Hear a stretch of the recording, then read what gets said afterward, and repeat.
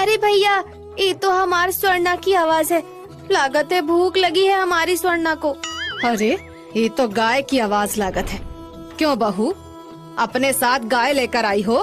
दोनों गरीब बहुएं करुणा और विद्या झुककर सुमित्रा के पैर छूती हैं और कहती हैं, माँ जी, हमारे गरीब पिताजी के पास स्वर्णा के सिवा कुछ भी नहीं था, इसीलिए उन्होंने स्वर्णा उपहार स्वरूप आपको दी है और कहा है कि रोज स्वर्णा का दूध आपको पिलाए। शहर में गांव से आई इन गरीब बहुओं की बात सुनकर सभी लोग जोर जोर से हंसने लगते हैं और सुमित्रा का मुंह गुस्से से लाल हो जाता है।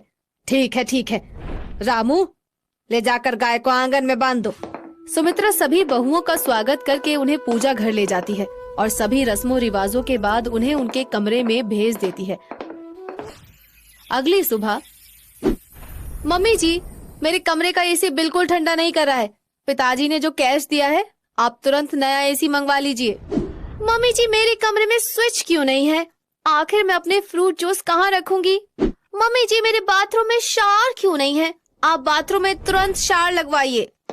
नई नई बहुओं को नाइटी पहनकर इस तरह घर में घूमता हुआ देखकर सुमित्रा अपना सर पकड़ लेती है।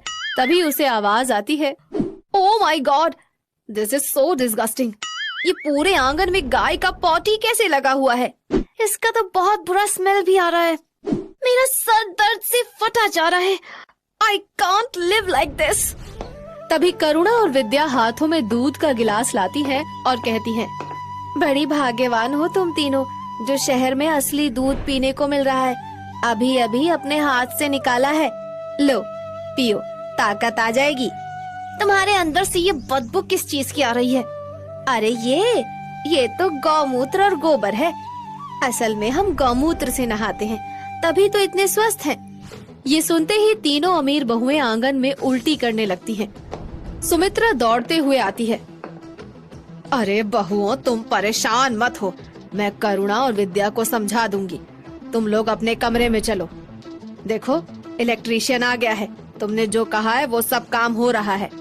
रोजी, प्रियंका और तान्या गरीब करुणा और विद्या से बहुत चिढ़ते थे और उन्हें नीचा दिखाने के लिए रोजाना योजनाएं बनाया करते थे।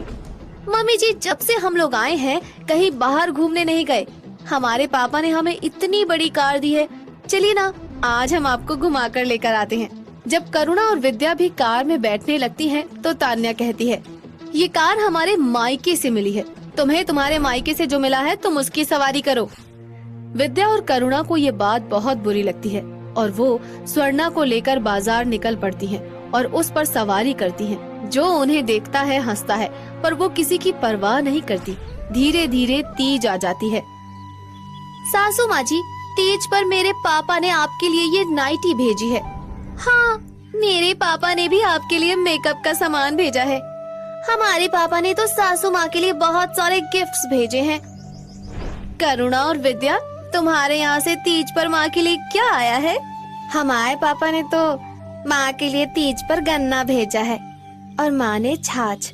सासू माँ जब स्वस्थ रहेंगी ना, तभी तो हम सबको आशीर्वाद देंगी। सब उन पर हंसते हैं। तीज के दिन आ जाते हैं। बहुओं, आज का दिन तुम सबको व्रत रखना है। शाम को तैयार हो जाना, हम सब मिलकर पूजा करेंगे। Oh wow, I am so happy. हम लोग पूरा मेकअप करेंगे और हेयर ड्रायर भी करेंगे। पर मेरा हेयर ड्रायर कहाँ है? अरे करुणा, जरा मेरा जीन्स आयरन तो कर देना। और विद्या, तुम मेरा हेयर ड्राई कर दो। पूरे दिन अमीर बहुएं गरीब बहुओं से काम करवाती रहती हैं और शाम को कहती हैं, ओह माय गॉड, मेरा सिर दर्द के मारे फटा जा रहा है। मुझे कॉफी चाहिए। मैं फास्ट नहीं रख सकती, मुझे फ्रूट्स खाने हैं। हे प्रभु, इन बहुओं ने तो पूजा की एक भी तैयारी नहीं करी है। मेरे अंदर तो इतनी ताकत भी नहीं है। लोग क्या कहेंगे? 5-5 बहुएं होते हुए भी मेरे घर पर कोई तैयारी नहीं हुई है। सुमित्रा घर आकर हैरान हो जाती है, क्योंकि करुणा और विद्या ने कच्चे आंगन को अच्छी तरह से गोबर से लीपकर साफ सुथरा बना दिया था। बीच में तुलसी लगाकर दिया भी जलाया था। बड़ी बहुओं, आंगन में आकर पूजा कर लो। करुणा और विद्या ने सब तैयारी कर दी है। तीनों जीन्स पहन कर आती हैं। सुमित्रा को बहुत गुस्सा आता है। Oh my God, this is so disgusting. ये पूरे आंगन में गाय का पॉटी कैसे लगा हुआ है? इसका तो बहुत बुरा स्मेल आ रहा है।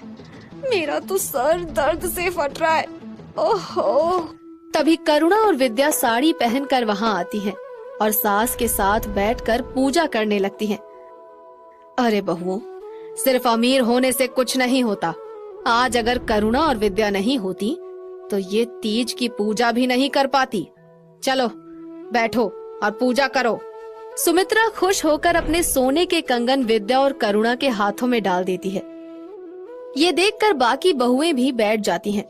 अब मन ही मन अमीर बहुएं करुणा और विद्या से बदला लेने की सोचती हैं। मम्मी जी, आप करुणा और विद्या की इतनी तारीफ करती हैं। आज से करुणा और विद्या का काम हम करेंगे और हमारा काम करुणा और विद्या करेंगे। और नहीं तो क्या, आंगन को लीपना, गाय का दूध निकालना, ये भी कोई बड़ा काम है क्या? हम भी तो देखें करुणा और विद्या हमारी तरह तैयार हो पाती है या नहीं। करुणा और विद्या उनकी बात मान लेती है। दूसरी तरफ तीनों अमीर बहुएं करुणा और विद्या का काम बांटने लगती हैं। मैं तो गाय का दूध निकाल लूंगी। मैं कंडे बनाऊंगी। अरे गोबर लीपना कौन सा मुश्किल काम है, ये मैं करूंगी। करुणा और विद्या अमीर बहुओं के कपड़े पहनकर सुंदर तरीके से तैयार हो जाती हैं। लेकिन दूसरी तरफ ओह माय गॉड, ये काऊ तो मुझे मार रही है। ओह, मैं दूध नहीं निकाल सकती इसका।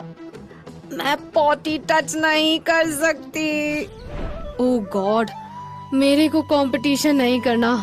विद्या और करुणा का काम सिर्फ यही दोनों कर सकते हैं। तो फिर आज से वादा करो, उन दोनों को कभी अपने से कम नहीं समझोगी और उनके साथ बहनों की तरह रहोगी। समझी तीनों? तीनों बहनें एक साथ चिल्लाती हैं। हम वादा करते हैं, हमें माफ कर दो।